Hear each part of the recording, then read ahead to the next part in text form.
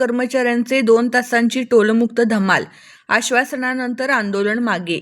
मुंबई नागपूर समृद्धी महामार्गावर आज सकाळी अनपेक्षित घडामोड घडली.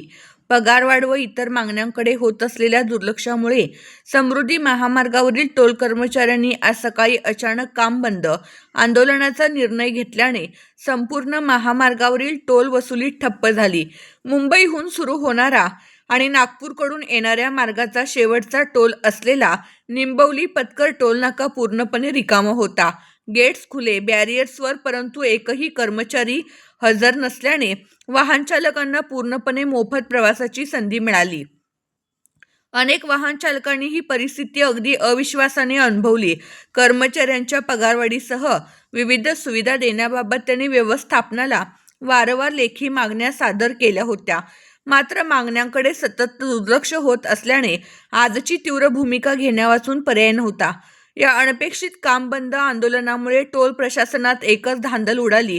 परिस्थिती हाताबाहेर जाऊ नये म्हणून वरिष्ठ अधिकाऱ्यांनी तातडीने कर्मचाऱ्यांशी चर्चा सुरू केली.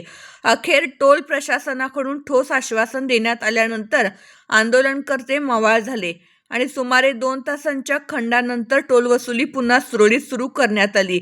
दरम्यान या 2 तासांच्या टोलमुक्त कालावधीत छोट्या मोठ्या वाहनांनी जलद गतीने प्रवास करत आपला फ्री पासचा पूर्ण फायदा घेतला.